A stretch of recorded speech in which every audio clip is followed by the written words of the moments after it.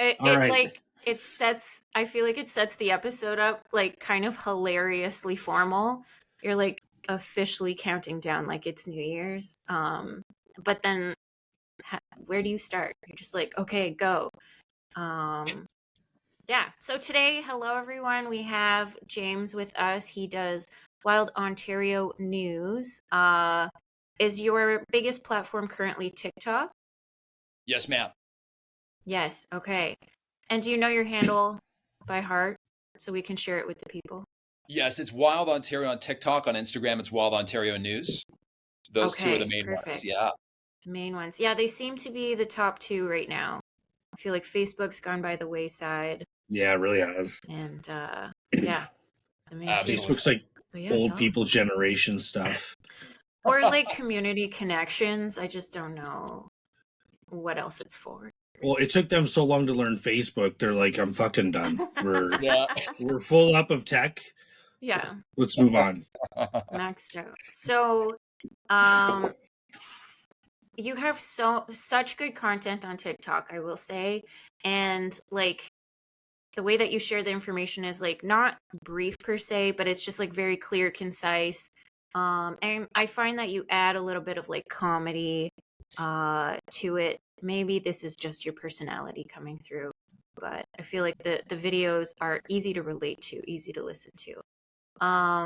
So tell us a little bit about maybe where this started. Yeah. For sure. Yeah. Well, thanks so much for having me on, guys. It's great to talk to some Ottawa River Valley folk. My family actually originated in Vankleek Hill. I don't know if you guys know where that is. It's in the Ottawa River Valley. Yeah. You know, it's further down south there. But so I'm a big fan of the great and powerful Ottawa River for sure. I brought an axe, by the way, just in case. You know, when you're meeting. Oh yes. Right? Oh my god, I'm so underprepared for this fucking episode. I have zero weaponry nearby. No Jesus, weapons. Colin, you gotta be prepared. I mean, people green, man. Oh no, I have a pocket knife. Excellent, nice. Okay. Perfect. Woo! We're all armed. But no, I just find that my testosterone levels rise about 30% if I'm holding some kind of weapon in my hands. It might be a man for thing. Sure. Probably. That's a great fucking tip. I'm gonna start studying that. Colin's low-key like socially, 30%, okay. Carry a really weapon. Works. But you know, I guess with Wild Ontario, it started. I shared this random. I was just sharing a few like political videos on a new account, and then some of them started to get traction. And I'm like, oh my God, a lot of people out there care about this stuff. And I just, basically kept going. I really started posting in earnest, I would say, about 2 months ago. I had this about mountain lions being back in Ontario, which I didn't really know about. There's debate about, whether that's actually true or not. But that video got like 700,000 views on TikTok. It got like 400,000 views on Instagram. And I'm like, oh, wait a minute. I think there's a hungry audience out there to know about this stuff. And it's not just me, and I think I should probably keep doing this. So that's how it kind of, started. And thank you so much for the feedback that you guys enjoy this kind of information, because Ontario is a huge fucking place. Like, it's the biggest province in Canada, right? In terms of population, and it's a huge chunk of planet Earth. It's bigger than the country of France. It's the size of Montana and Texas combined. So we should have a fucking news channel about Wild Ontario. In my opinion. About Yeah, I agree. Yeah. The fact that you're making what I don't think people realize how congested Ontario is. Something like 70% of the population lives south of Toronto or something like that. And 70% of, I believe it's the Canadian population, not just Ontario. Gotcha. And then there's another line further south, and below that is 50%. And it's all Southern Ontario. So for you to pump this out to people in Ontario about Ontario-specific stuff that, it's easy for people to think that the environment or the green space is not something that they need to be concerned about. But what I like what you're doing is also discussing the health impacts of these things for people as well. It might be unfortunate if that's what it takes to get people involved, but absolutely, I agree. The ability to speak directly to Ontarians about the diversity of Ontario is something I don't think people are really aware of, and something I don't think people realize that they do need. It's a very, if you want to be in Ontario and be successful, you got to be, everyone knows someone who farms, everyone knows someone who works the land somehow, firefighting up north, or Ministry of Natural Resources, or park wardens, whatever. I think we're all really close to nature in Ontario, and we should start to take it a bit more seriously for the next couple generations. Yeah. I agree for sure. Absolutely, man. Absolutely. Yeah. It's and it's such a big place because, like you said, all the population is just jammed down there in the south. And I'm someone who grew up in Toronto, and people don't realize how big it is out there and how diverse the place is. It's just such a magical place. And even people in the north, like in the central parts of the province, like my friends in Thunder Bay and Sault Ste. Marie, they don't realize how fucking cool Southern Ontario is. Like I'll give you an example, Norfolk County, that's down on Lake Erie there, that's Carolinian forest zone. So it's got trees like the Kentucky coffee tree. It's got the pawpaw tree, which is literally like a mango-like fruit that is produced by that tree. It's super crazy. You see species down there that you don't see anywhere else in the province. Sorry, anywhere else in the country. So the whole place is just freaking cool as heck. And also what you said, about the intersection of human health and environment and conservation, all this stuff, to me, my hypothesis has been all of this stuff is interlinked. I'm trying to build the biggest audience possible. And I figure that, people that are just interested in wildlife or the environment or health, hopefully can keep that kind of coalition of people together and entertained in some way. That's fantastic. We'll see what happens. What was your background? Like, how did I think just by listening to some of your TikToks, and by the way, I've for those who don't know, he's also got a podcast. He's just pumping out all the content in the world, and it's good content too. If anyone wants to get a good little primer on what's going on in the Greenbelt, just listen to episode 1. Heather Drudge. Yep.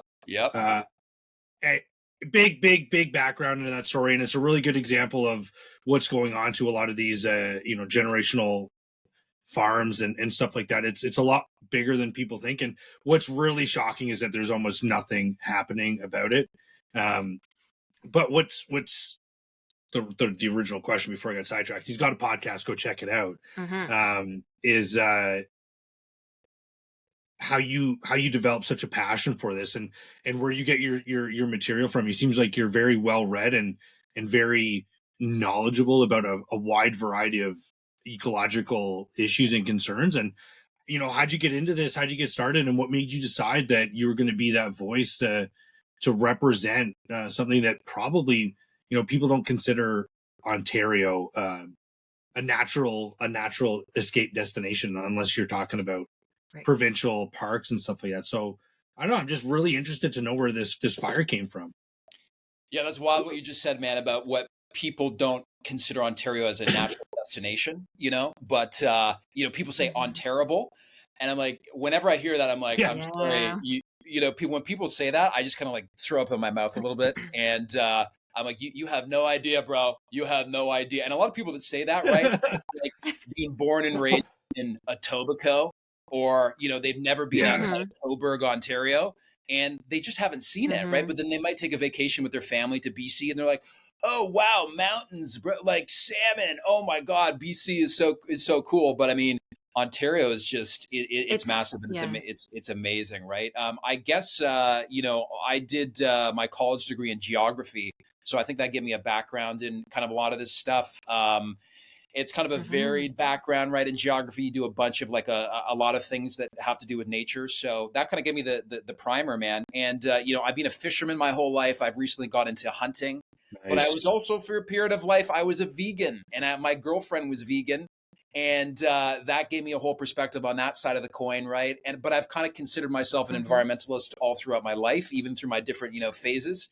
Now all my vegan friends hate me because I'm a hunter and a fisherman again. And then when my hunter and fisherman friends find out that I was a vegan, they think I'm some, like mentally challenged, or there's something wrong with my neurological.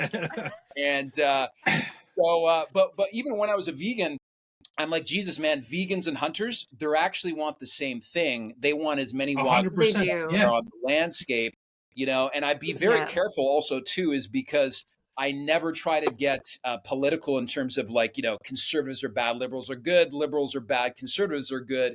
I always, if I'm criticizing a politician, I just try to criticize them by name. I will never try to demonize a party, because I truly believe in the importance of political diversity. It's very, very important. And you turn off huge numbers of people if you say, oh, like libtard, I hate libtards, or like, oh, fucking conservatives. I don't know if that resonates with you guys, or just if that makes sense to you, but yeah. We talk about that a lot, is like identity politics and the inability to have intellectual and meaningful discourse with people, because they're so tied to the values that they believe they're supposed to be demonstrating outwards, because they identify with these things. A certain political party, you identify as an environmentalist and an outdoorsman and a hunter and a fisher, and I don't think people would watch your content and consider you one of those granola type tree huggers. You're working to make the land a better place to live actively. You're not just chaining yourself to trees, but you're I believe you're going to be homesteading. You're pumping out all this information to people. For example, I had no idea that Ontario possesses a unique species of fish that you can't find anywhere else, that's being endangered by open water fish farming. Is that what it is? Yes. Potentially. Yeah. Oh, yeah. The coastal brook trout. Yes, sir. Yes, sir. That's it. Yes. So yeah, I mean, there's so much to get involved with, and people are afraid to step out of their comfort zone and be judged by their close friends. They feel they like me for who I am now. If I say these things that aren't aligned with how we think and feel, they're not going to like me because I'm changing. And if we all realize that that's not going to happen, we have better conversations. And I also like being authentic to yourself is going to be better long term. If you're trying to like live in a way just to please others, that's not going to help anybody either. So absolutely. Yeah. That's great that you guys talk about this on your podcast. It's really important, this message, because you can, especially, I don't know if you guys work for like, big companies or anything like that, or the government, but it's so easy to get fired over this shit right now. It's so, Colin's nodding his head. Colin is nodding his head. So it's unfortunately like, if you don't toe the ideological line on this stuff, you can just your life can be ruined. So it's like the stakes are very high, for some people. It's unfortunate. It seems like in any place, like your job is on the line. If you're one of these people who gets recorded having a bad day out in public, you say the wrong thing to the wrong person, your job will let you go. Like, say it went viral, obviously. Like your job could potentially let you go just because of optics. They don't want to be, supporting someone who said whatever word or whatever. And like, I understand that some of those situations are genuine and like they do have to follow. Like sometimes people are out of line and they maybe deserve to be reprimanded. But I think what I'm trying to say is like, if you don't watch your P's and Q's all the time, you could wind up in a whole heap of trouble because everybody's got a phone and anything you say could be taken out of context at any time. It will be used against you with social media. On social yeah, exactly. So that's right. I mean, I guess you could argue that at all times throughout human history, there have been things that you can and cannot say. Like if you think about ancient Rome, if you spoke out against the emperor or the wrong senator, for example, you could end up your penis chopped off, or worse. So I think it's unfortunate. Is there anything worse than that? I'd rather die. For a man, probably not. Probably not. But I definitely feel, Jenna, what you're talking about, it's getting worse now. Because I remember when I was a kid, there was much more free speech in Canada, totally. In the United States. You guys agree with that?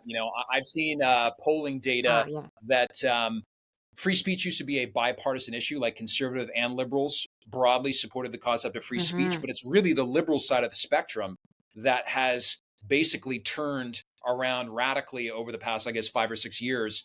And now it's like only half of liberals actually like support the basic concept of free speech, which is very, Yeah, very because crazy. Very crazy. I and I we've even said wonder this if it's before too,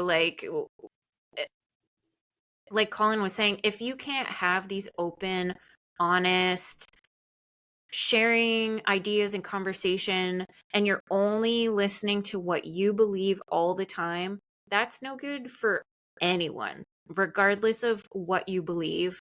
Um, because then you're just going to be supporting your own views and ideas. And I understand why people would say, like, no, of course, I'm only going to listen to what I think is right. But um, I'm sure all of us being adults realize that, like, the only way you get better is by having somebody challenge ideas and concepts and things like yeah. that, and learning more and improving yourself and doing different things. Um, yeah, or else you just get stuck. So I feel like it's just so wild that a group that used to identify with, like, let's progress and improve, has just, like, taken a hard turn and said, we're only going to push these ideas that we feel are right. Yeah, we've done all the thinking for you. Here are Yeah, the solutions to the problems. it's so strange. It's just so strange. Yeah. And I wonder too, it might not even be, ideological. It could be purely political from the competitive point of view. Any party would do Good this point. because it's going to get them the votes. They're easy wins that where they don't have to put in as much effort to get the same results they're looking for. Yeah. James, I wonder, do you in your content that I've listened to and enjoyed so far, you seem to know a lot of individuals within that realm of conservationism and environmentalism. Do you see these empty gestures, these voidless offices where they claim that they're going to support and help, but nothing actually gets done? What are some of the obstacles that you see daily that makes your message harder to get out there? Harder to get out there, you mean in terms of government policy interfering with communication, or?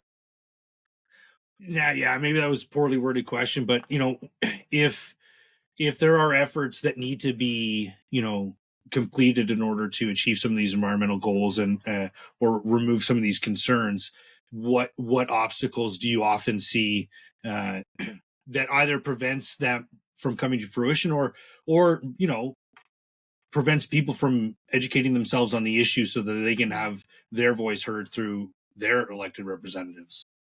Yeah.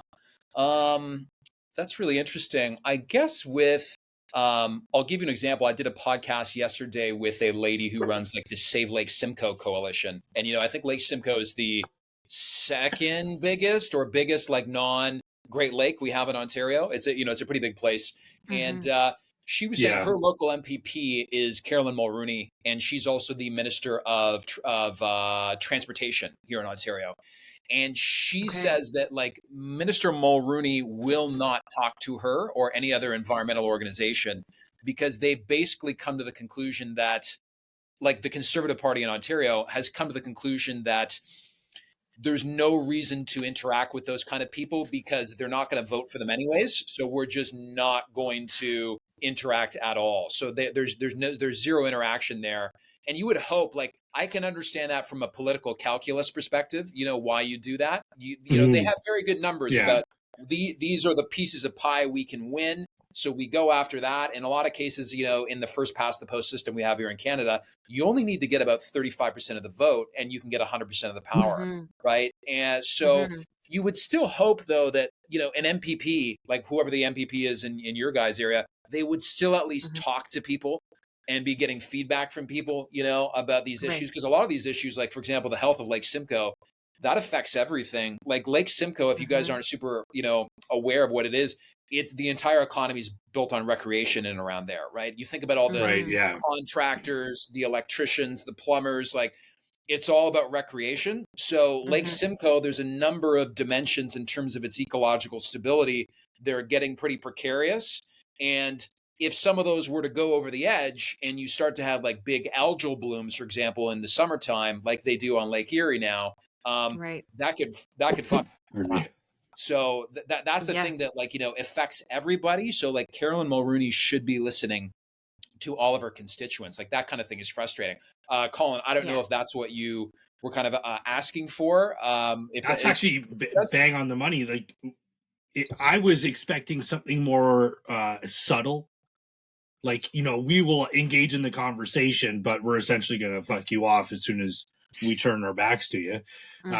But to outright just like block these people from their lives, it's counter to democracy. It's not the way the system's supposed to work. And if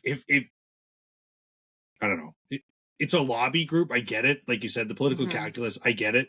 But you should almost have to be made to do this now. As soon as you find out that people are openly admitting that they're just denying the existence of groups, they should have to sit down as part of community service. Like, you're going to listen to them for 8 hours today.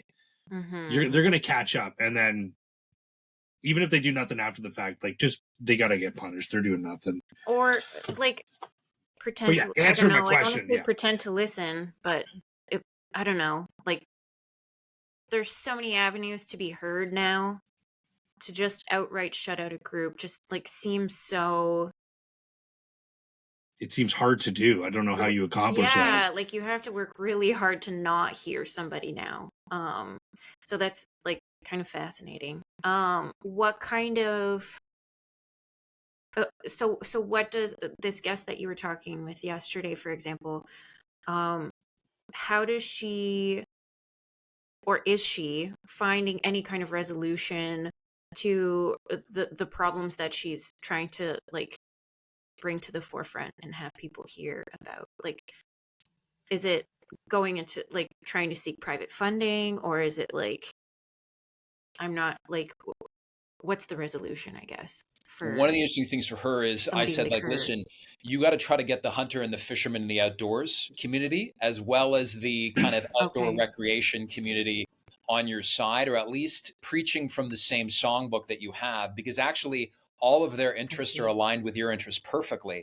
And I said to her, the problem with you is you look like a bleeding heart, granola eating, David Suzuki hugger, which I love those people. I basically am one of those people. I might not look like it, you know, but you need to put on a Bass Pro hat. You need to put on a steel chainsaw t-shirt.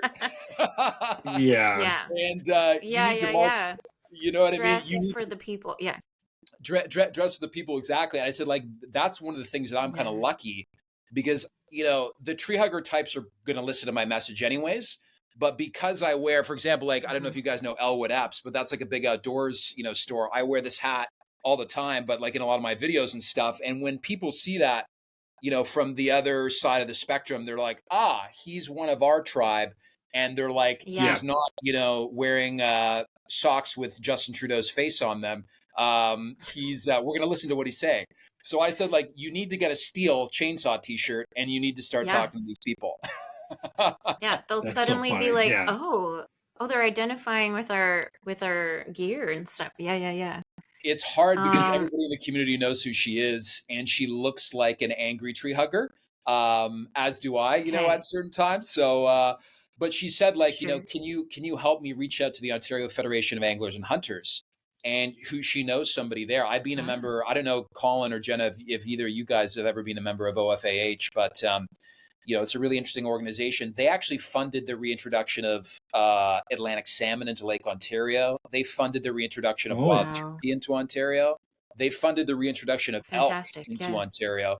So it's this weird thing where, you know, I'll be the first to admit there are Elmer Fudd dickhead hunters out there for sure. I peg them at maybe 10% of the populace. And but you know, who they're just like, I'm just here to like shoot something and eat it. I could give a fuck about, you know, anything. But anybody or anything. Yeah. Anybody or anything. Thankfully, the regulatory system, how everything is set up with the North American wildlife management model in Ontario and the rest of the continent is it doesn't really matter what your ethics are. As long as you're following the rules, you're going to be doing it in a sustainable way in terms of like, they issue a certain number of tags and all that kind of stuff. But where am I going with this? Oh, yes. The hunters actually like are environmentalists. They don't say that. They call themselves conservationists, right? Yes. But it's the same thing, man. It's the same. Yeah. It's the same thing. And maybe, they don't use the paper straws, that kind of stuff, but the same overall objective is the same. But also, I don't know. I'm really glad that there's an alternative, but fuck paper straws. Like it's really awesome. They came out with compostable. It was like a bamboo fiber plastic, not plastic, but plastic-like straw. That was 100% compostable. I'm like, where did those go? They must cost more to make or something. I was like, there's a lot of them that are made out of cornstarch now, but I just hate driving the wet straw through the plastic lid. It doesn't go through, and then it's really insulting that you're making me drink with a paper straw and giving me a plastic lid, plastic cup. Yeah, I still don't understand that. It's just it's garbage. Yeah. James, do you do this full time? Are you a journalist, so to speak, a media personality? Do you have a day job? What's your ultimate goal here? I feel like you're transitioning to something where you're going to be doing this full time and enjoying the fruits of your labor, so to speak. Yeah. Absolutely. Is this accurate? My that's day fantastic. job, I'm a welder during the day, and I'm a stripper at night. Nice. Just like in the film Flashdance, if you've ever seen that. Oh my God. Classic film. But whenever anybody asks you what I do for a living, that's what I say. I love that answer. And 80% of the time people laugh, and 20%. I'm actually going to use that. You should do it. I mean, you know what the difference is, though? Sorry, I'm going to cut you off because I will forget this. I'm 5'9". Okay, I feel like you're probably like 6'3" or 6'4". I don't know. You seem like a tall guy, though I've never seen your full form on social media. If I went up to people and said I'm a welder by day and a stripper by night, and I feel like I'd have to explain myself a lot more than you might have to, and so I'll have to choose my audience a little bit more carefully than you. But yeah. What's the ultimate goal here? That's not the right attitude, my friend. Well, first of all, I mean, the average height of a man in Canada is 5'9". The average height of a woman is 5'4". So, dude, you're bang on average there. So I would roll with it, my friend. Roll with it, no matter your height, your stature. It's just your expression, right? You got to keep the straight face while you're saying it. That's key. It's true. Yeah. You got to sell it. Yeah. Got to sell it. But yeah, no, I do have a daytime job, and it's to China of all things. It's a very long story, but like my second major in university was Chinese language. I lived in China for 8 years, and I saw this on one of your TikToks. You were speaking Mandarin, and I thought it was like AI dubbing or something because it's so. I mean, you just said it, 8 years, so you obviously had plenty of time to practice and like get accustomed to the language. But wow. Yeah, because it was my minor in my undergrad degree, and then I moved over there. But like I was a professional host in China, and like I hosted a nationally broadcast talk show over there. And then I had to come back in 2019. It's a long story, but the political situation got very dangerous. It still is dangerous. Yeah, for sure. In China, one of my buddies got in jail over there for 2 years. So wow, it was not a good situation. But anyways, I still work with brands in China in their social media operations. I'm literally like a host. I host live streams for brands in China. So it's a weird job. I'm up at all weird hours of the day because of the 12-hour time difference. So I really it pays the bills and it's pretty fun. It's better than being like a garbage man, for example, or working in a coal mine. So I'm not complaining at all. But the hours are kind of fucking my brain up, and it doesn't feel like it has a lot of meaning. I'm basically helping people sell, rubber dog shit on the internet. So I get a huge amount of meaning though. Like making videos about mountain lions being back in Ontario. I use the term eco boner, like I just get super hard, right? From Nice. Yeah. doing those Never kind heard that. of That's Yeah. awesome. yeah, it just so that excites me. But yeah, I am trying to build it and to build it and to monetize it for sure. I would love to do it full time because I've been doing this basically for 2 months now, where I'm trying to put out stuff daily. But this is the whole Yeah. trick, and I don't know if this is your guys' objective as well, but there's a huge amount of opportunity on the internet. There's a huge amount of competition, Yeah. but if you execute properly and you've got the right strategy and you have what is the term consistency, there's a lot of interesting opportunity out there, right? But there's no to say moxie. Yes, exactly. You got moxie, kid. Exactly. Sorry. I'm sure that doesn't hurt. I'm sure it doesn't hurt. Yeah, I want to do the same thing, but I gotta say, you've been on TikTok for 2 months, or doing this content for 2 months. You're verified on TikTok. Were you already a TikTok presence before you transitioned to this Ontario outdoors kick your power down, or like how did you do this in 2 months?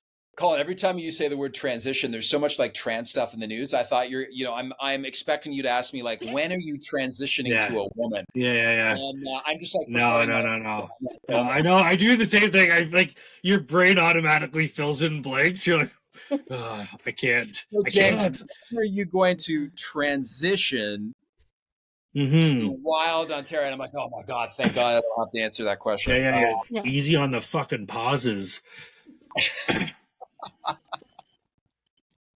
Oh my God. Well, I think on TikTok, I had been sharing some like, random political views, just basically shitting all over Doug Ford, for maybe, I guess it was on there for maybe a year.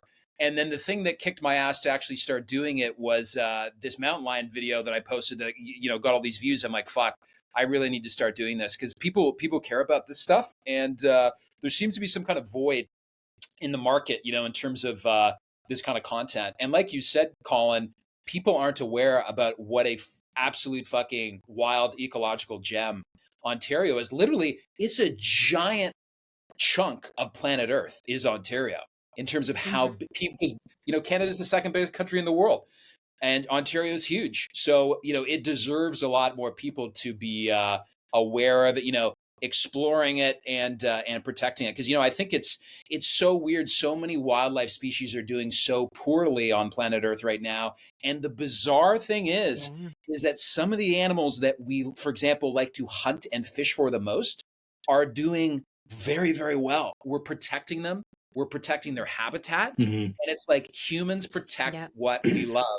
So if you can get more interested people in if you get more Ontarians interested in Ontario, I think it's easier to get more people interested in protecting it, right? I don't know if that makes sense to you guys, but yeah. Absolutely. The follow-up question to that is for people who don't know, what are some good, first resources for these people to go out and discover their first, eco boner? That was if people want an eco boner, where do they go? Is there an eco boner info kiosk at the local mall? Yeah, Colin, I think you just go to ecoboner.com. Yeah. No, don't do that. Ecoboner.com. Oh, those are compostable condoms. Is that? Yeah, that was thank you for asking it. That was also my question. Where does somebody who's completely ignorant to all of this, where can they begin to educate themselves? Yeah. Honestly, I think the fun best way. In a fun, non-XXX rated way. Just go to your Ministry of Natural Resources and read everything they have. That's boring as shit. What do people need to do to get to know Ontario and start to love it, Well, hopefully, at some point I will have enough content out there I can say Wild Ontario, Wild Ontario news. That's what I'm trying to educate, entertain, and inform, kind of three things simultaneously. But yeah, awesome. So check out my shameless plug, check me out and Wild Ontario across the yes. But You know, I would say in terms of exploring Ontario, start with some of the big the Ontario outdoor YouTube creators. The number one guy I would say is My Self Okay. Reliance, Sean James. If you guys have ever seen him, Oh just yeah, check him yeah. out. I watched his build and everything.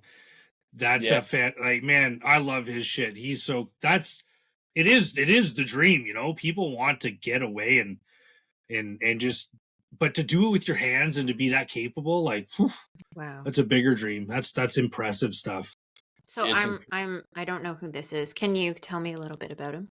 Sean James is this guy, I believe, is maybe in his mid 50s, and he used to live in Southern Ontario, and he kind of sold his roofing business, and then bought this land out in the wilderness, and has been doing all of this off grid homestead stuff. But like Colin said, he builds everything without power tools. He does it all with hand tools, and he documents Wow. everything on his YouTube channel. He's got a few million followers. And he's got a bunch of like Oh my celebrities, gosh. follow Yeah. his Instagram. So he's really like an Ontario homeborn legend, really. And he's been at this since I think 2016 or 2017, which is basically makes him a senior citizen in Not like that the long content ago. production. World. You know, Yeah, he's been around for a long absolutely. time, Yeah. but you learn so much about trees, wildlife, interacting with wilderness. He does camping stuff on there. His daughter, I forget her name, is starting to do the same stuff. But there's other creators like Nice. Joe Okay. Robinet, the Budnick brothers, and the Baird brothers in terms of like camping and bushcraft. Those guys all have huge Yeah. channels. They're world renowned, and they're all doing this stuff in Ontario. And if you want to learn about how to get out in the bush and like what equipment to buy and how to do your first overnighter, those people are excellent people to follow. There's another Mm-hmm. lady in Mactier, not far from my family cottage, who I actually ran into in Mactier once, and she had her YouTube channel on her hat. And I'm like, wait a minute, are you that chick from YouTube? And she's like, and I'm like, well, damn, I love your page. Oh my God, I'm forgetting her page. But anyways, I would start with those guys, those people. Okay. There's a few other, oh, Awesome. there's a girl named Burnt Lands Backcountry who has just an Instagram page that's blown up over the past month. Yes, yeah. And, Mm-hmm. she is, first of all, I she's a think I babe. was just watching that. She's a babe. Yeah. Yeah. The For all of horses you, are pretty good looking too. the horse, you want to sleep with the horses. The girl is, she's good looking. I mean, it doesn't hurt, right? For the social media, like the Budnick brothers were literally former male models, right? So they're very good Oh looking my dudes. God. So These the guys, fucking people. the guys want to go camping with them. The girls want to go camping with them and lay down in a canoe with them, and make babies. So there's something for everyone there. But the Burntlands backcountry lady, she is just a complete wild woman, like a female Tarzan, living on this 100-acre property that her parents have, and she's all on Instagram. But that's Wow. another great resource because she's Yeah. into hunting and fishing. She's pretty hardcore. Because a Okay. lot of these bushcraft guys, like the Budnick brothers, they fish, they don't hunt. Mm-hmm. So not everybody is like the same level. They're all different, right? They've all got their own style. But it sounds like Colin, Yeah. you're watching some of these people. Oh no, I'm like I said, I'm an outdoorsman myself. I've got one of the books I have actually. Are you familiar with Adam Schultz? Of course. Yeah. Yeah. So one of his books, Alone Against the North, and I all these adventure stories I love. So I was thrilled to find a Canadian one. And I'm in the military, so I spend a lot of time out of doors at work and at home. So I really do.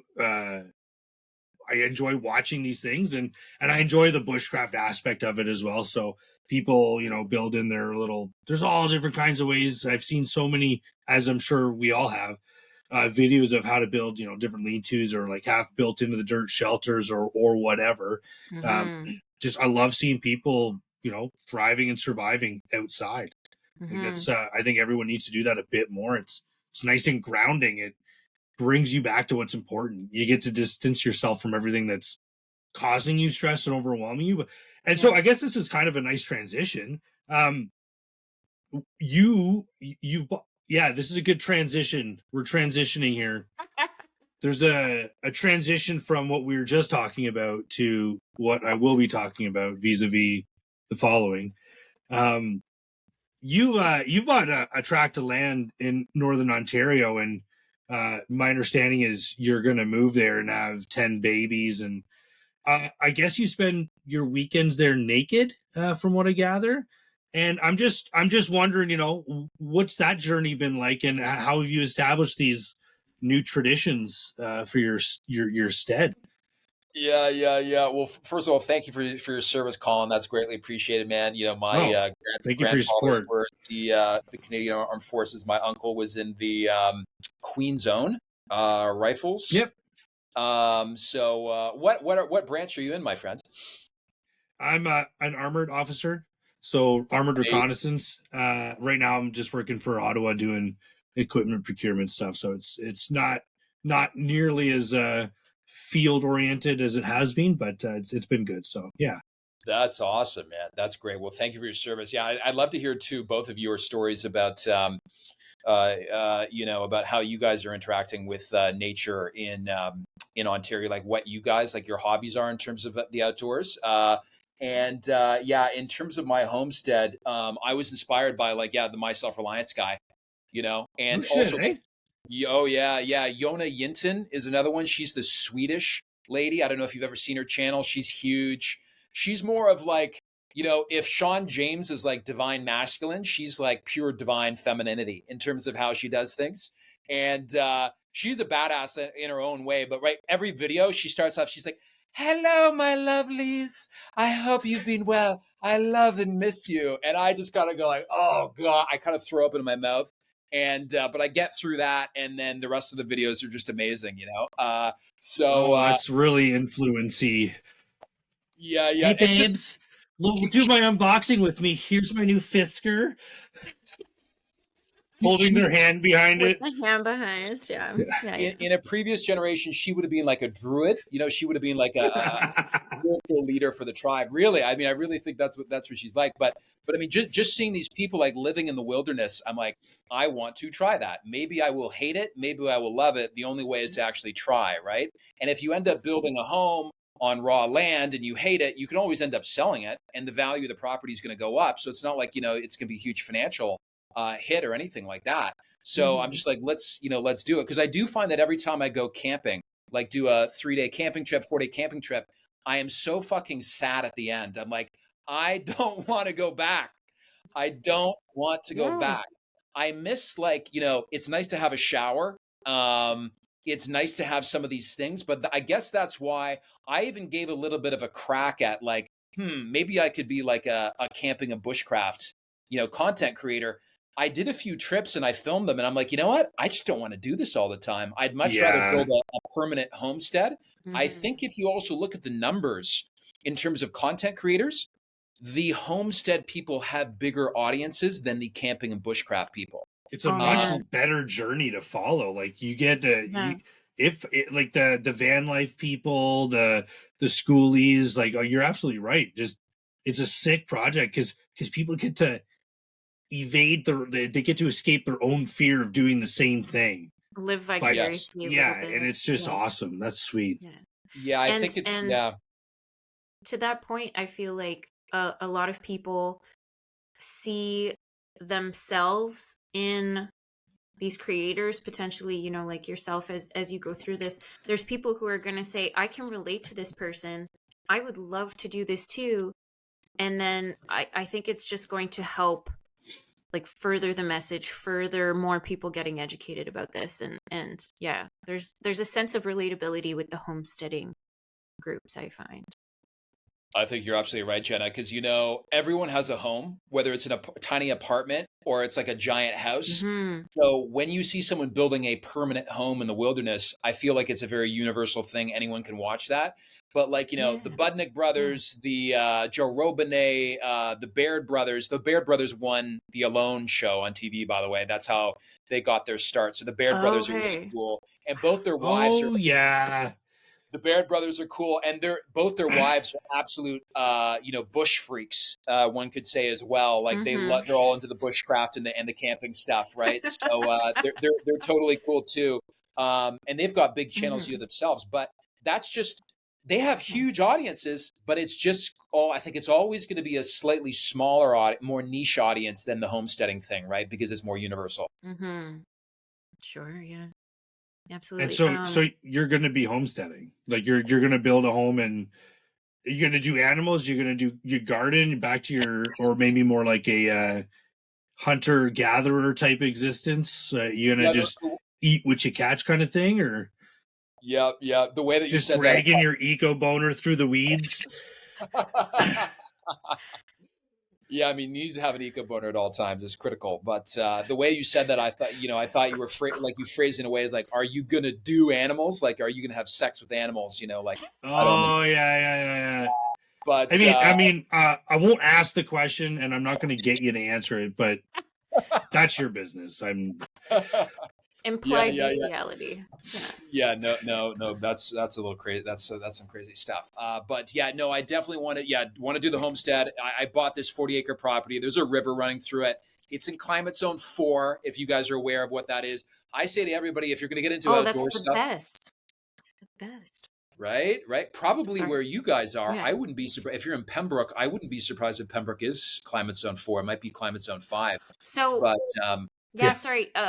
Pembroke is climate zone 5, but we both live along Lake Ontario now. Okay. Yeah. So Colin's temporarily posted, and then we moved down to Port Hope.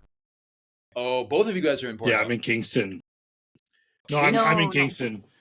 Yeah. Yeah.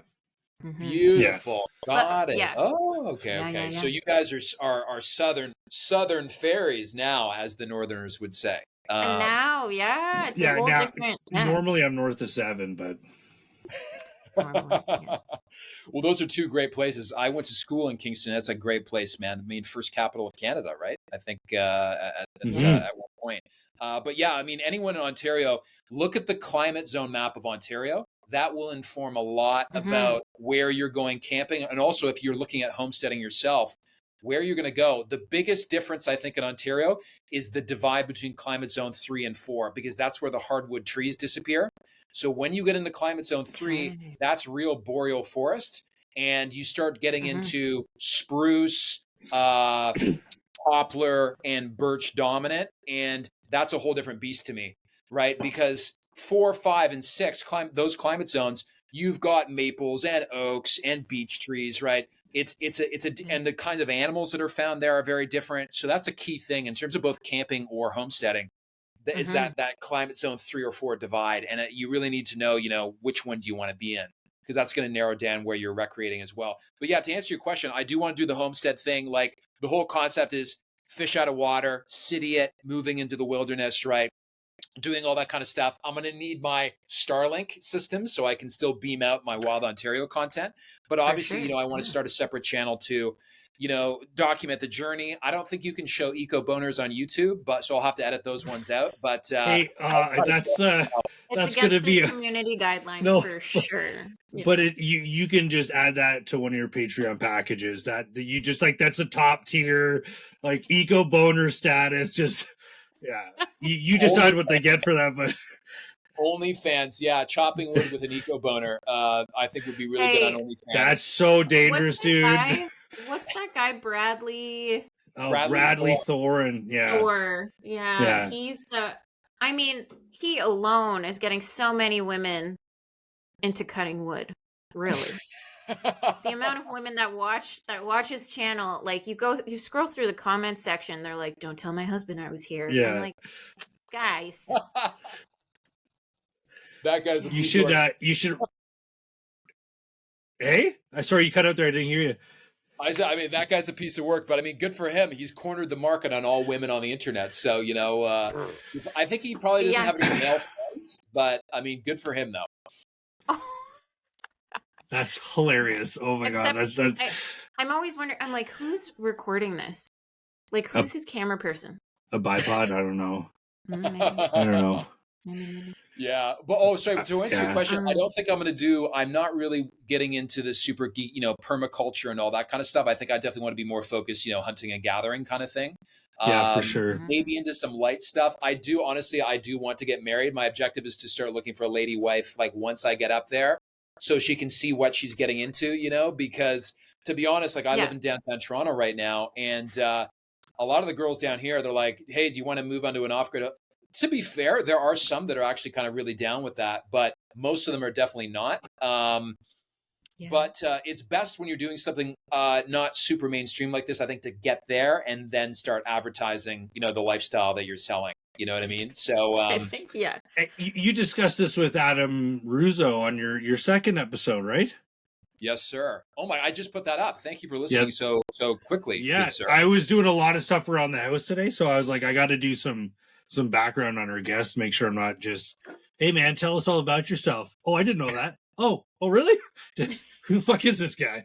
Anyway, what's the level of off grid that you're going for? Are you no solar panels? Are you gonna just do rain catchment and firelight, or what are you planning on doing here?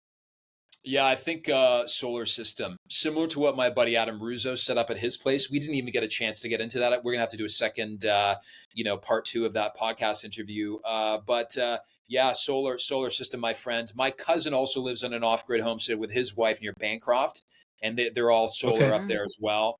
Nice. He used the old school technology, like kind of older generation of solar panels. So he literally cleared like a quarter acre, and he's just got a field of solar panels. And he's using the old style, like nickel cadmium, car batteries type battery system. Yeah. Oh, wow. But deep the cell lithium or whatever. stuff, yeah, the lithium stuff now is a real big game changer. But yeah, to do the real off grid thing, my property is on a road that's plowed year round, so it's not like I'm surrounded by 10,000 acres of crown land or anything like that. But I am surrounded by two sides on crown land, so we'll see. And who knows? Maybe I do this for a year, and it's like, man, I really miss downtown Toronto. I'm going to go back there. I don't think so, but I'm willing to put my money on not, but you never know. You can never say never, right? So. We're going to have to do a follow-up as well once Wild Ontario, is reaching the audience that you are for sure capable of attaining. Just a matter of time before, like the Roman Empire that you mentioned earlier, you're just fucking everywhere.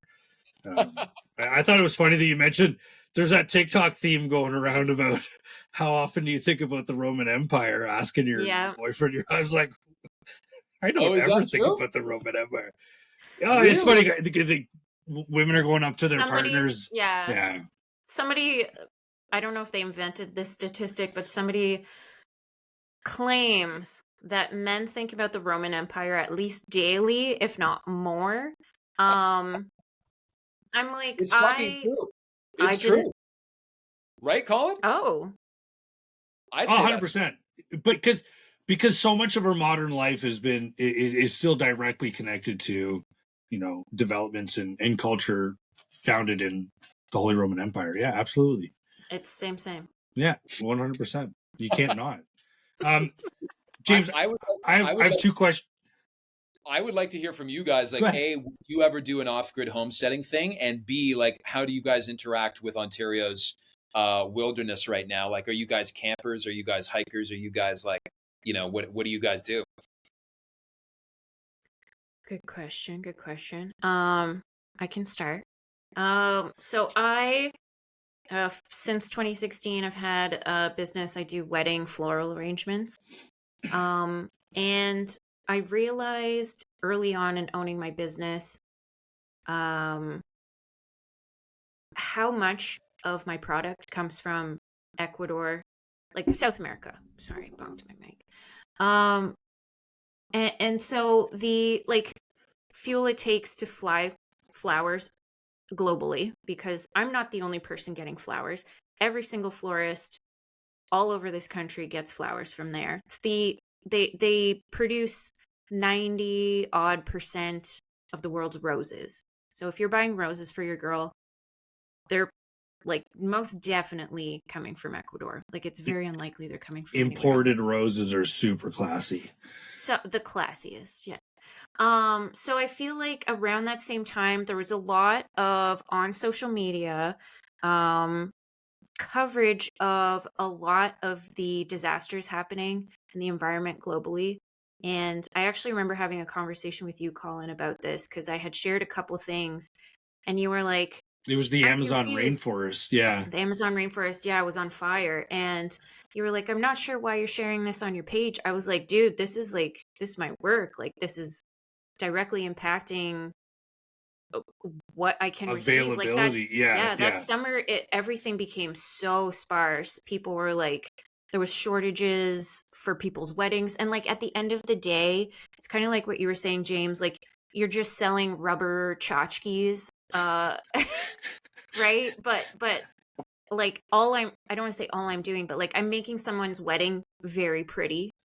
It's the cherry on top. But I want to do better in sourcing my materials locally as much as possible, and also like just reducing my footprint more or less. A book I read long ago, when I was in college, is called Greeneology, and it might be a little bit outdated in the specific recommendations she makes, but overall it opened my eyes to like how you can be more green even if you live in the city. There's a ton of like little things that you can do on a daily basis that you don't realize are impacting your footprint. So that was like a lot of, I guess, my origin of like learning about the environment and conservation and things like that. Um, as far as spending time in the outdoors, like I don't want to say the most I do, but like I went on my first portaging trip last summer, and I had like Jordan and Colin and a couple of their other friends have gone on them many times. And I was just like, I can't do it. Like, I don't have the stamina. I can't get out there. And we did a walking camping trip, like 2 nights, 3 days. And I really liked that. Like, it shocked me how much I enjoyed it. And so last summer I was like, why don't we go on a portage trip? And he was like, what? You want to go on a portaging trip? And like, again, it was awesome. It poured rain. We knew it was going to. We went prepared. It didn't spoil anything for like the experience, and like truly just being with nature.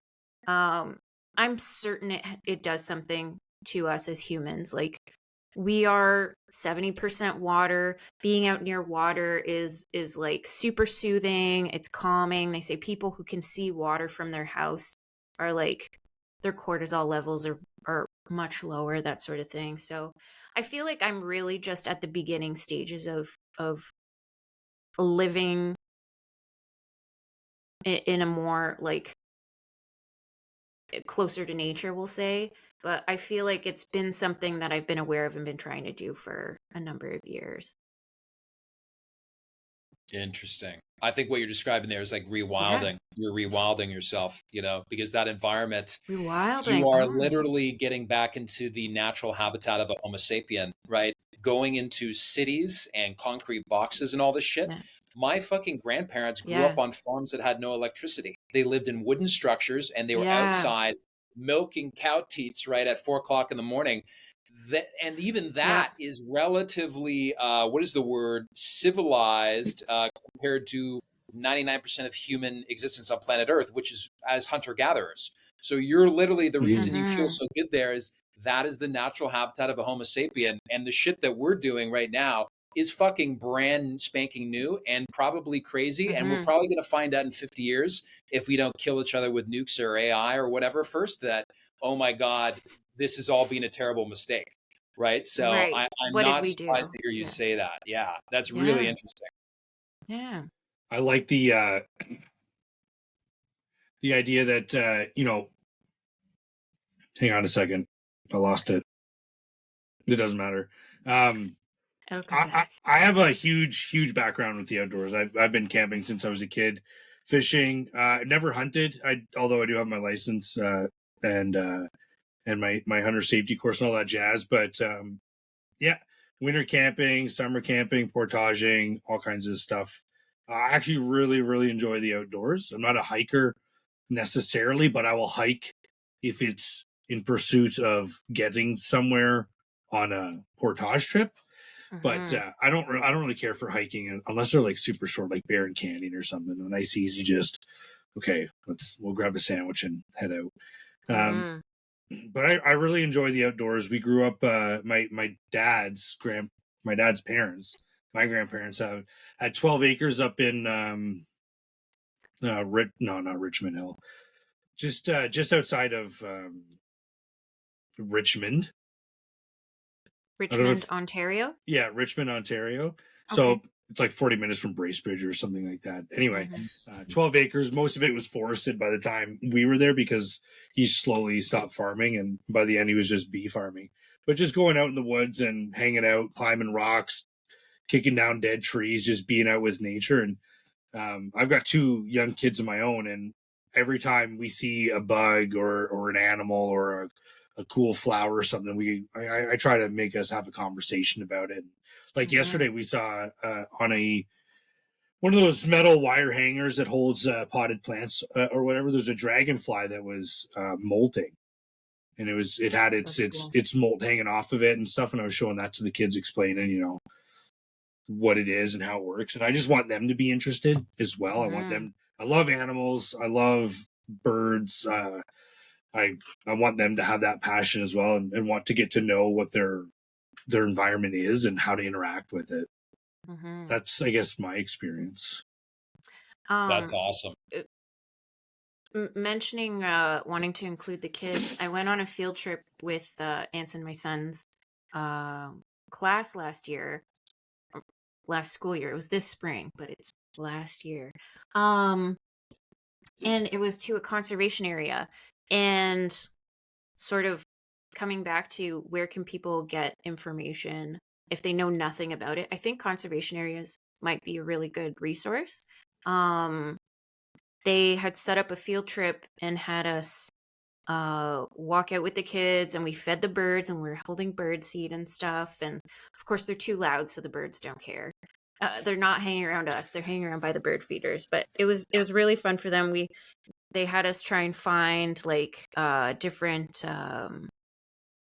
It's kind of like a scavenger hunt for different natural elements and creatures, and then we learned what's living, what's non-living material in the forest, and we built like these small lean-tos, more or less, for say rabbits, like small animals, and the kids absolutely loved it.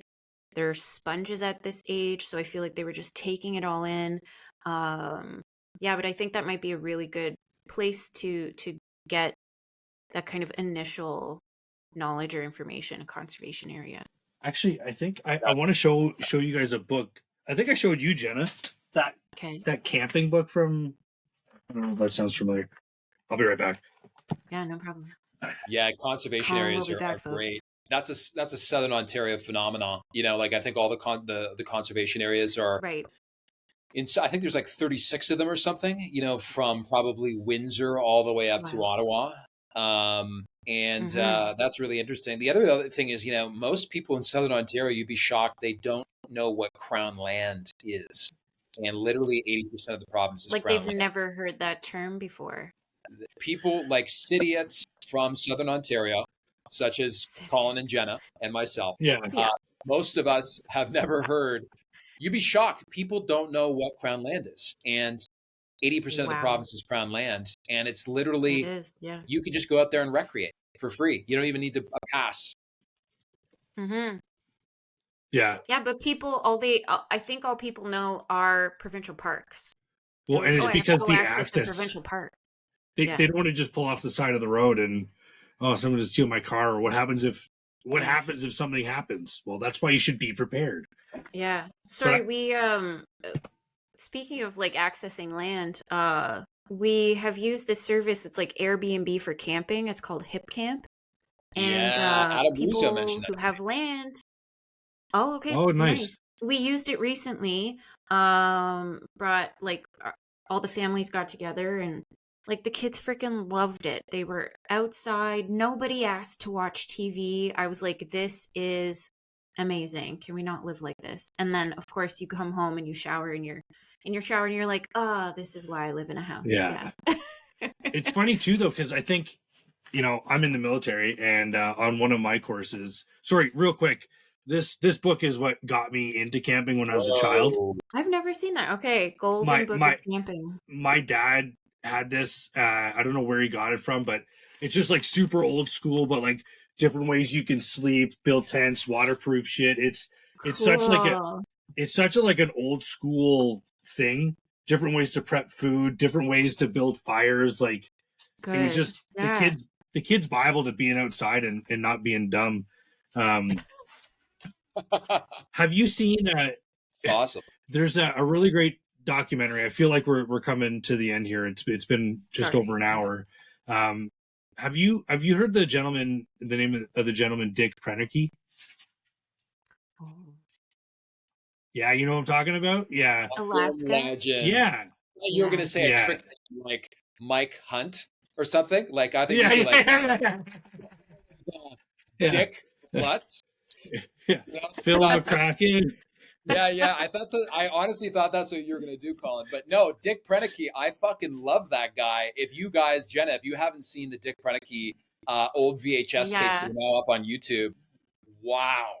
Legend. James, we used to have people over, and I'm sure Colin and his wife were at some of these things, but we would have like our pre-drink or just like hang out and like watch YouTube, and like his homestead is something that we watched so many times. Like just like, oh my God, like that was like our drinking what's the word? Not theme, but like background. Oh yeah. That's amazing. Yeah. That's so Just cool. like getting all jazzed about a guy, cutting wood. And then you go out on the town, you take an Uber to where you're going, you're like, oh God, I gotta get out of this place. No. Truly, yeah. That's wild. So why? So happy, James, and thank you, because I've been just cold cocking these calls on TikTok. I'm just DMing people if they're aligned with what I think. It's a general variety show, but we like people to come away with something a little productive, a little bit more helpful, and I think in this instance, we've really discussed the benefits of spending time outside, both for yourself and those around you. If there's any last messages, I'm going to turn it over to you, James. But thank you so much for being with us, and thank you. Yeah, thank you so much for representing the real problems that Ontarians need to be aware of. Because at the end of the day, the policies and regulations and taxes and shit, none of that fucking matters. If in 15, 20 years there's no Ontario to worry about, what's the point of it all? So thanks for your candor. Thank you for your humor. Thank you for all of these great turns of phrases like eco boner. Although I think rewilding is probably the more, oh no, Colin is frozen. Accepted. Sure. Yeah. Oh no. It's okay if I'm frozen because it's recording locally each one, so you can just pretend like I'm still talking and it'll be good. Yeah. Cut out. Do you know where you cut out? At eco. No. You're like eco. Oh. And I felt like Justin Trudeau must be censoring us live. Yeah. So everyone look up Wild Ontario News on TikTok and Instagram. He's got some truly good content. It's super informative and it's very factual. Obviously we've all got a bent and a bias, but it's pretty straight up, and the numbers are, for example, their Greenbelt stuff, it's pretty staggering. Go check it out and hit up his podcast. It's great content, great material. And if you're so inclined, go support him on Patreon. And James, over to you. Any last things you want to say to the people before we have to go? Yeah, thanks so much for having me on, Colin and Jenna. You guys are really cool people, really, really cool people. I'm so glad that you guys reached out, and thank you for sharing all these, stories about, people and stuff in Ontario on your variety show. And, just for people, get out there, explore Ontario, and the more you explore it, the more you're going to want to protect it. So that's just my general message. And eco boners for all. Eco boners for all. Yeah, there's enough to go around. Yes. True. Truly. Love it. Thank you so much, James. And yeah, I'm sure we'll be talking again. Yes, absolutely. Thank you, guys.